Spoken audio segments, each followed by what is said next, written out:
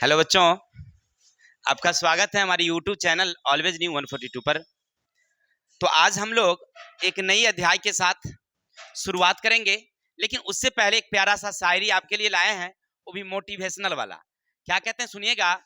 सपनों की उड़ान को हौसलों से सजाना है, सपनों की उड़ान को हौसलों से सजाना है, मेहनत की राह पर हर कदम बढ़ाना है, हार कर ना बैठना, जीत को अपनाना है, सफलता की ओर अपने कदम बढ़ाना है। आपने क्या सीखा कि कभी भी हार कर मत बैठना, जब भी है सफलता की ओर कदम बढ़ाना है। तो मेरे दोस्त, आज हम लोग एक नई अध्याय के साथ शुरुआत करेंगे। यहां से बहुत ही वीवीआई ऑब्जेक्टिव क्वेश्चन मिलने वाले हैं आपको। बस वीडियो को ध्यान से सुनिए, एक न एक ऑब्जेक्टिव आपको यहीं से टच करेगा। तो सबसे पहले हम लोग परिचय पात्र होंगे किसके बारे में।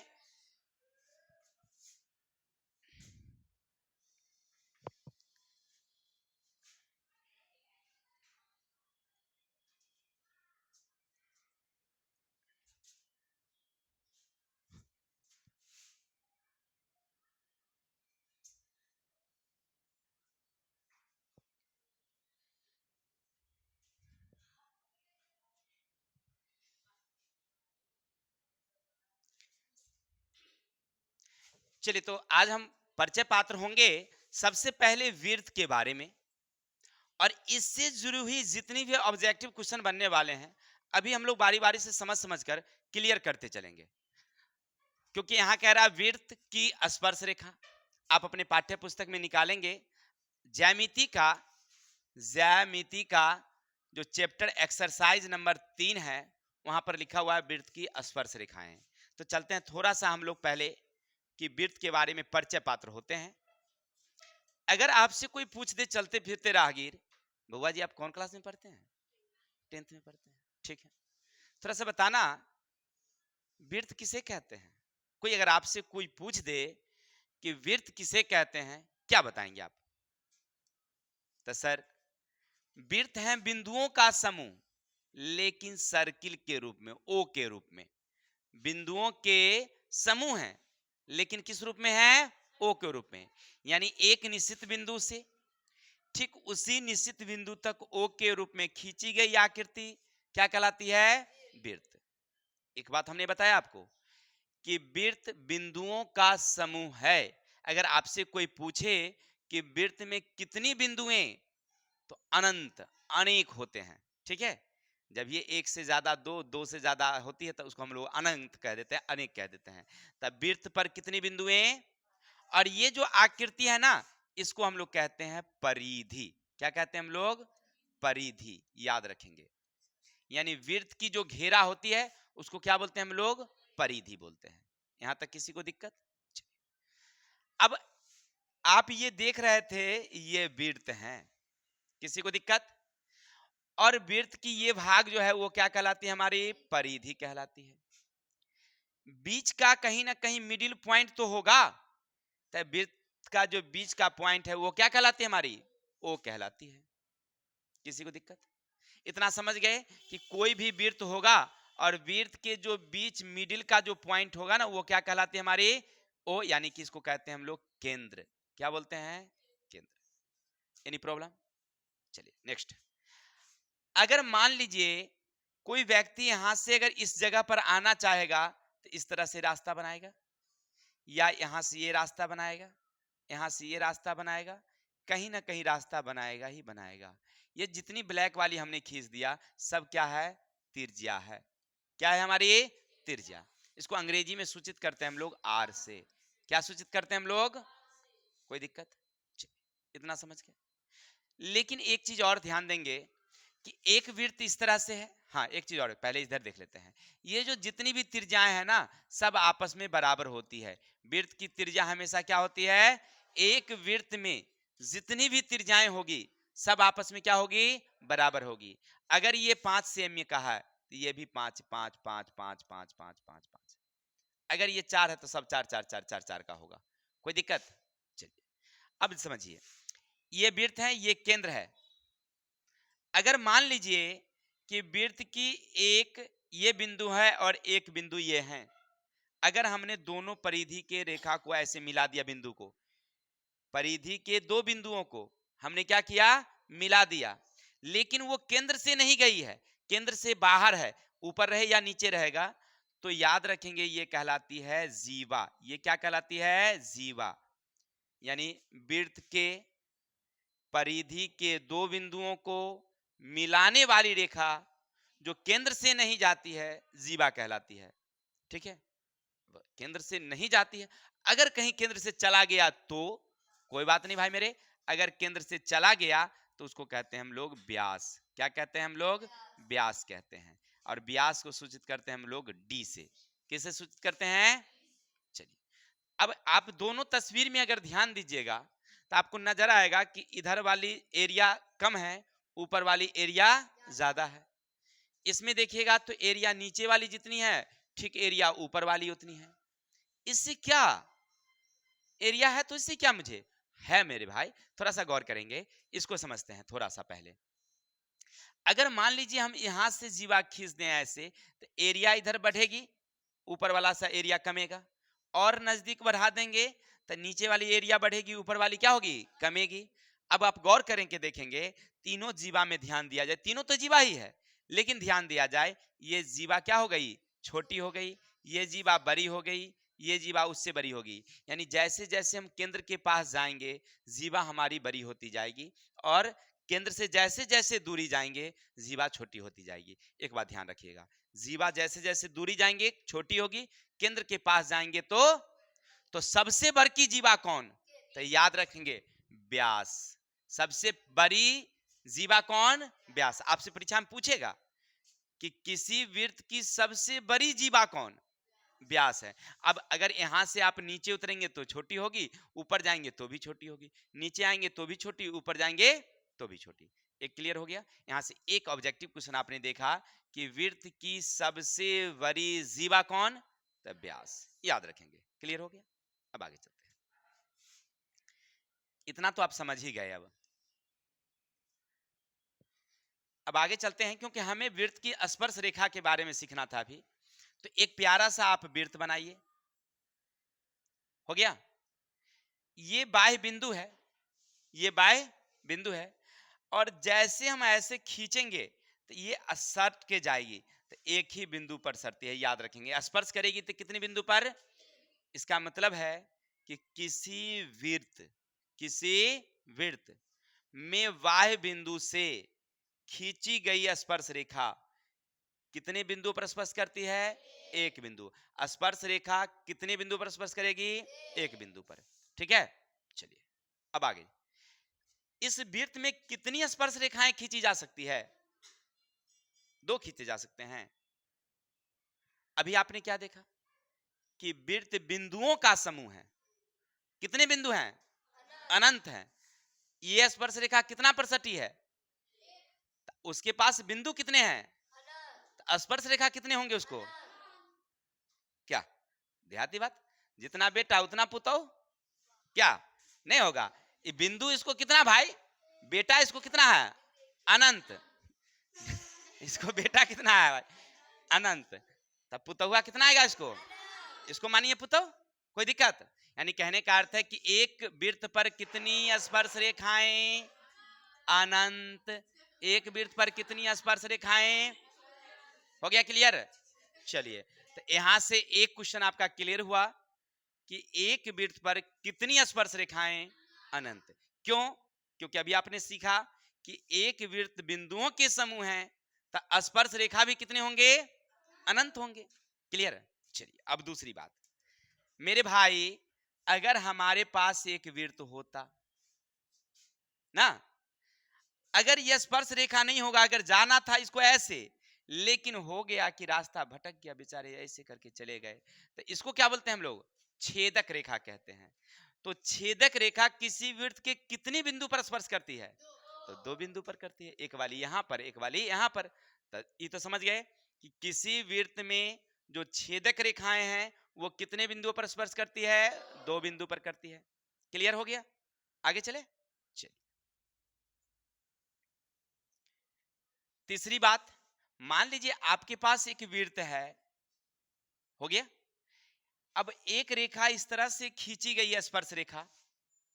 स्पर्श रेखा तो हम अनेक खींच सकते हैं, लेकिन अगर कोई ये कह दे कि ए भैया अगर समांतर स्पर्श रेखा हो तो समांतर तो इधर से ना जाएंगे जी, समांतर तो इधर से जाएंगे।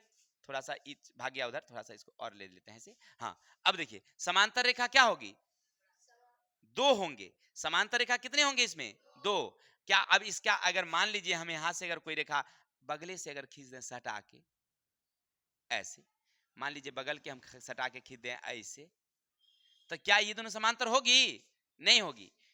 ये काले वाले का समांतर काले वाला होगा और लाल वाले का समांतर लाल वाला होगा, ना कि अब दूसरा। मान लीजिए हम ऐसे खींच सकते हैं, इधर से हम एगो खींच सकते हैं, तो इधर से भी खींच सकते हैं, समांतर खींच सकते हैं ना। तब ब्लू वाला का ब्लू समांतर है, लाल वाला का लाले समांतर है, काले वाले का काले समांतर होगा। अगर तीसरा रंग कलर कर दें हम, थोड़ा सा मान लीजिए अगर हम एक ऐसे समांतर खींच सकते हैं तो एगो ऐसे खींच सकते हैं। यानी कहने का अर्थ है कि किसी वृत्त पर समांतर स्पर्श रेखा कितनी होगी, दो। अगर कोई वृत्त है, अगर स्पर्श रेखा और वो समांतर होनी चाहिए तो उसकी संख्या कितनी होगी, दो। दो से ज्यादा नहीं होगी समांतर स्पर्श, याद रखेंगे। इतना क्लियर हो गया। चलिए अब आगे चलते हैं। तो अभी आप पढ़ रहे थे कि एक वृत्त हमारे पास है और एक स्पर्श रेखा ऐसे खींची गई है, कोई दिक्कत। केंद्र से अगर कोई आके इस पर ऐसे लटक जाए तो याद रखिएगा कौन बनता है, 90 का।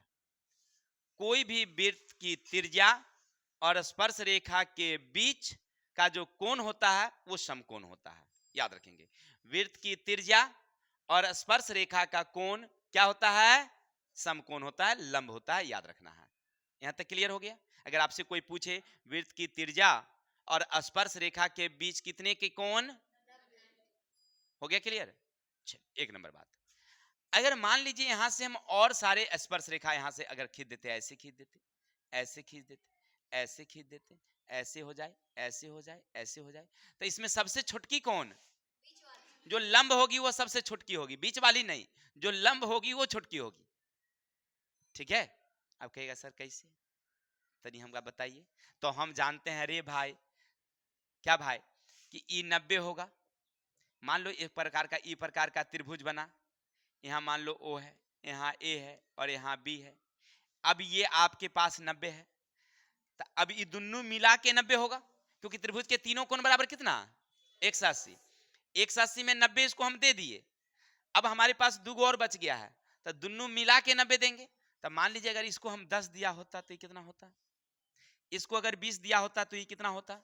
यानी किसी भी परिस्थिति में ये 90 से छोटा ही होता। क्लियर हो गया।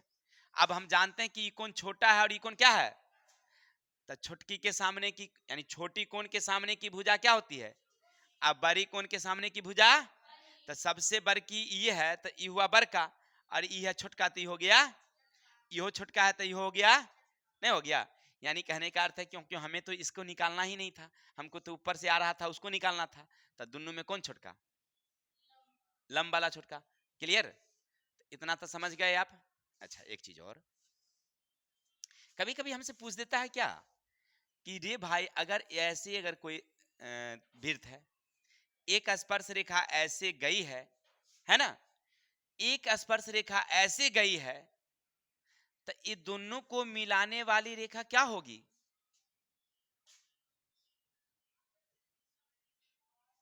अरे भाई मेरे ये कितना होगा 90। यानी कि जब ये 90 होगा तो इसका मतलब है कहां से गया होगा, केंद्र से। यहाँ भी 90 है, ये भी कहां से गया होगा, केंद्र से।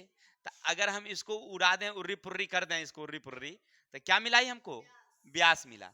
यानी दोनों स्पर्श रेखा को खींची गई, दोनों स्पर्श रेखा को मिलाने वाली रेखा वृत्त का व्यास होती है। क्या होती है, अच्छा, तब व्यास होती है तो कहां से जाती है, केंद्र से कि बाहर से, केंद्र से जाते हैं। ये आपसे एग्जाम में पूछेगा, अब वो भी सिद्ध करने वाला में पूछेगा कि बउआ रे बताओ कि ई वृत्त के केंद्र से होकर गुजरती है, तो लिख देंगे ए भैया हिया 90 गया, तो हाँ, यहाँ 90 गया, तो हाँ। तो एक ही ओर के अगर 90 90 है, इसका मतलब है ये वृत्त की क्या है, त्रिज्या, त्रिज्या है। और दोनों त्रिज्या को जोड़ दिए तो कितना हो गया, वो व्यास हो गया। दोनों त्रिज्या को जोड़ दिए तो अब व्यास कहां से जाती है, केंद्र से, तो गया केंद्र से। तो हाँ, तो बात तो सही तुम बोला नहीं। चलिए इतना क्लियर हो गया। चलिए अब आगे चलते हैं। मान लीजिए हमारे पास एक वृत्त इस प्रकार से हो, एक बिंदु यहां पर है ओ वाली। अब ई ओ से कई रेखाएं जा सकती है, कोई जरूरी नहीं है कि एगो यहाँ से इधर जाएगा, हो सकता है एगो इधर हो जाए, एगो इधर हो जाए, एगो इधर हो जाए, एगो ऐसे जाए, एगो ऐसे जाए, एगो ऐसे जाए, एगो ऐसे जाए, ना जाइए, बहुत तेज जा सकता है, इसमें कोई डाउट। लेकिन वृत्त के सट के क्या गो जाएगा? दो गो जाएगा, 1 2 3 4 5 गो जाएगा, नहीं जाएगा। ये तो छेद छाद करके चल गया, सट के जाएगा कौन? दो गो। यानी कहने का अर्थ आपसे पूछेगा ऐसे कि किसी वृत्त पर बाह्य बिंदु से कितनी स्पर्श रेखाएं खींची जा सकती है? दो। किसी बाह्य बिंदु पर, किसी बाह्य बिंदु पर वृत्त पर कितनी स्पर्श रेखाएं खींची जा सकती है? तो दो। इतना तो आप समझ गए। अच्छा, अब इतना आप अगर जान ही गए हैं तो तनका सा और जानिए लीजिए, ये कितना होता है। एक का नाम हम कुछ कर देते हैं पी और इसका नाम कर देते हैं क्यू, केंद्र में हम ही को रखिए, राकेश को। कि तो अगर मान लीजिए ऐसे अगर आपने खींचा तो कितना का कोण बना, इधर खींचेंगे तो कितना का कोण बनेगा? इसका मतलब है ई वाली और ई वाली मिला के कितना होगा? काहे लगी कि चित्र से बन रहा है चतुर्भुज, चित्र से बन रहा है, और चतुर्भुज के चारों कोण बराबर कितना? तो 360 में 90 इसको दिए, 90 इसको दे दिए, कितना बच गया अब हमारे पास? तो ये दोनों मिला के, ठीक है। अगर मान लीजिए हमारे पास ई कोण दिल होता, मान लीजिए ई 50 दिल होता, ई कितना होता? 150, क्योंकि ये दोनों मिला के 180 है, ये कितना हमारे पास? तो ये कितना आ गया हमारे पास? यहां तक क्लियर हो गई। चलिए, अगर कभी कभी चित्र में क्या करता है ना, हमारा भकचकाने के लिए दे देता है, ए भैया ये ना के बीचे पीछे पेट चिर देता है, चिर दिया, और ई कह देता है हे भैया 65, तो ई कौन निकालो। अब कैसे निकालेंगे, बड़ा समझ। तो हम जानते हैं कि बीचे बीचे पेट चिरा है, तो ऊपर 65 तो नीचे 65, तो दोनों मिला के कितना? 130। सर जी बताए थे दोनों मिला के कितना? ई 130, तो कितना? 50। अरे ये पूछ रहा था तू, एक पेट चिरा है तू, तो आधा हुआ 25, कोई दिक्कत? समझ में आई बातें? That's all. अब आगे चलिए, कभी कभी हमरा भकचकाने के लिए ऐसे पूछ देगा कि ई ऐसे दे देता है, ई ऐसे दे देगा, स्पर्श रेखा ऐसे दे देगा, छेदा गया है तो स्पर्श कर दो, ओ दे देते हैं, ई पी कर देते हैं, ई क्यू कर देते हैं, हो गया। यहां कर दिया है, मान लीजिए आर रखिए, ई बी से ऐसे खींच दिया, ऐसे खींच दिया, ऐसे खींच दिया। अब कहता है कि ये बउआरे ई तुम्हारा दिए हम 30 डिग्री, ई कितना दिए हैं? और हमसे पूछ दिया ई कोना, अब कैसे निकालेंगे? तो हम जानते हैं कि ई 30 है, तो ई भी कितना होगा? तो दोनों मिला के कितना हुआ? तो ई कितना हो जाएगा? That's all. नहीं हो जाएगी? समझ में आई बातें? तो इस तरह से आपके एग्जाम में कुछ रहेंगे क्वेश्चन ऑब्जेक्टिव में, ये सब ऑब्जेक्टिव में रहेगा, एकदम सब्जेक्टिव का ये सब क्वेश्चन नहीं था। वृत्त के स्पर्श रेखा वाले कितने छेदक होंगे, कितने स्पर्श होंगे, कितने लंब होंगे, ये सब पूछता है, ठीक है। तो हमने आपको समझाने का प्रयास किया, आशा और उम्मीद है आप पूरा अगर ध्यान से देखे होंगे तो यहाँ से कम एग्जाम के लिए आपको 1 से 2 नंबर तो छुटवे नहीं करेगा। एग्जाम में जाइएगा बिना देखे इस दिन में टिक मारिएगा। चलिए, तो अब चलते हैं। बिना देखे का मतलब है कि आपको ज्यादा उसमें दिमाग लगाने की जरूरत नहीं होगा, देखते मात्र याद आएगा सर जी का वीडियो, अब फटाफट वहां टिक मारिएगा। चलिए, अब देखो एक प्यारा सा थ्योरम तुम्हारे सामने है, क्या कहता है तनका सा उसको भी देख ही लेते हैं, लगले लखन लाल कर देते हैं इसको। हमसे क्वेश्चन कह रहा है वृत्त की स्पर्श रेखा स्पर्श बिंदु से होकर जाने वाली त्रिज्या पर लंब होती है।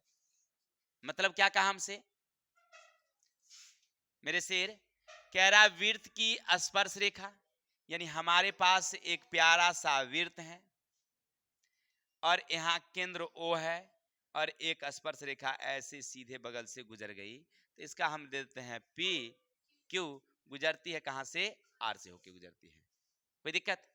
और हमसे कह रहा है स्पर्श बिंदु से होकर जाने वाली त्रिज्या, तो त्रिज्या का मतलब हुआ कि ऊपर से ऐसे आके लटक गई होगी, तो त्रिज्या पर लंब होती है, यानी ये कितना होता है, लंब होता है। ये हमें सिद्ध करना है। कोई दिक्कत? चलिए अब लिखेंगे हम लोग, हल लिखेंगे। सी ओ आर वृत्त में, अब एक बच्चे पूछ रहे हैं कि सर ई क्या लिख दिए सी ओ आर, तो जैसे त्रिभुज का नाम लिखते हैं ए बी सी, चतुर्भुज का नाम लिखते हैं ए बी सी डी, तो इसी तरह से त्रिभुज का नाम लिखने का एगो सिस्टम है, सॉरी वृत्त का लिखने का ही क्या है, सिस्टम है, कि कभी भी वृत्त हमको लिखना होगा तो ऐसे लिखेंगे सी ओ आर। हो गया। चलिए अब कहेगा सर इसमें क्या, तो सी का मतलब हुआ सर्किल माने एन्ना वाला घेरा, ओ हो गया केंद्र, आर हो गई त्रिज्या। ठीक है, में पी क्यू स्पर्श रेखा पर ओ आर त्रिज्या है। ओ आर क्या है, त्रिज्या है। इतना तो क्लियर हो गया। तो सिद्ध करना है, क्या करना है मेरे भाई, तो ओ आर लंब पी क्यू है, ये हमें सिद्ध करना है।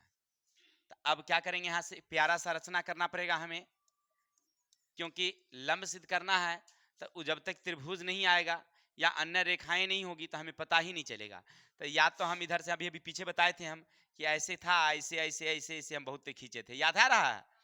तो हम कोई एगो खींच लेते हैं, सबों को खींचने की जरूरत, तो यहाँ से एक खींच लेते हैं, मान लीजिए ऐसे, इसका नाम कर देते हैं हम लोग एम। हो गया।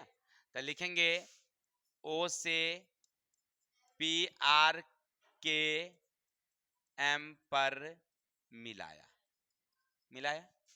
अब आपको समझ में ये आ रहा होगा, उपपत्ति क्या लिखेंगे, त्रिभुज ओ एम आर में ओ एम बड़ी है ओ आर से। आपको समझ में आ रहा होगा, ये बड़ी है और ये क्या है, छोटी है। कोई दिक्कत? इसीलिए कोण एम छोटी है कोण आर से, यानी ये छोटी हो गई और क्या है, अर्थात ओ आर सबसे छोटी भुजा है। इसका मतलब है कि ई ओ आर जो है ना वो सबसे छोटी भुजा है। अब हम जानते हैं, यहां पर आप लिखेंगे या नीचे भी लिख सकते हैं, जगह है तो आप लिखेंगे, हम जानते हैं केंद्र ओ से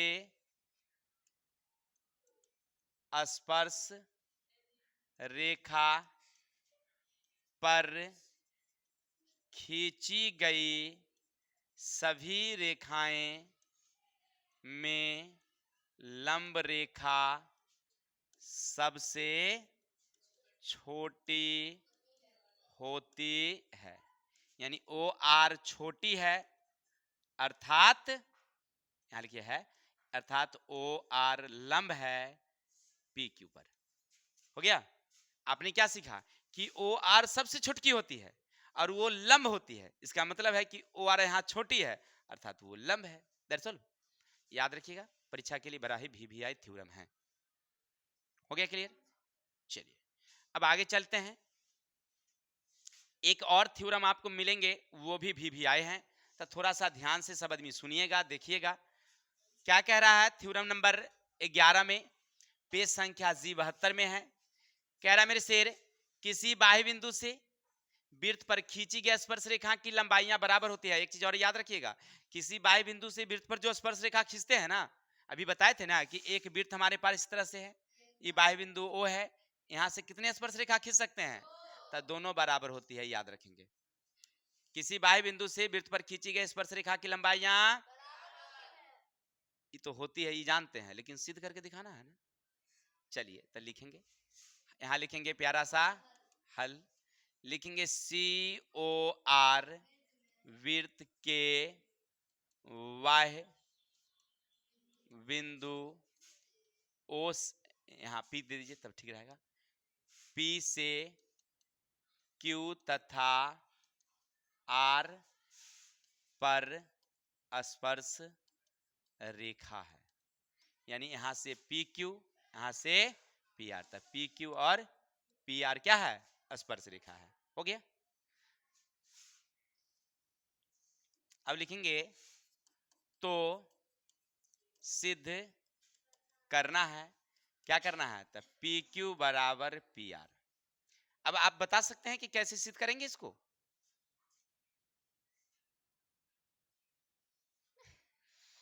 चलिए देखिए, हम ऐसे सिद्ध करेंगे, इसमें एक प्यारा सा रचना करना पड़ेगा। यहाँ केंद्र है, मान लीजिए ओ, एक यहाँ से ये डाल दें, एक यहाँ से ये डाल दें, यहाँ से ये मिला दें, मिल गया। अब आपके सामने में कितनी त्रिभुज नजर आ रही होगी? एक नीचे वाली और एक, दोनों त्रिभुज को क्या सिद्ध कर दें? तब भुजाएं क्या हो जाएगी? बराबर। सर्वांग सम में बराबर होती है, समरूप में समानुपाती होती है, तब बराबर हो जाएगी। इसका मतलब कि दोनों क्या है? अच्छा अच्छा, तो ये प्यारा सा रचना करना पड़ेगा। यहाँ पर रचना क्या किए? केंद्र ओ से पी क्यू तथा आर को मिलाया, मिल गया। अब यहां से क्या लिखोगे तुम? उपपत्ति त्रिभुज पी ओ क्यू तथा त्रिभुज पी ओ आर में, हो गया। इधर वाली त्रिभुज में और ऊपर वाली त्रिभुज में, हमें ये ब्लू वाली दोनों के लिए लग रहा है, ऊपर वाली के लिए भी है और नीचे वाली के लिए है। तब पी ओ बराबर पी ओ, क्या कर देंगे हम लोग? उभयनिष्ठ। चलिए एक बात तो समझ गए, ये क्या है? वृत्त की त्रिज्या है, ये भी क्या है? आप पीछे पर हैं कि वृत्त की त्रिज्या क्या होती है?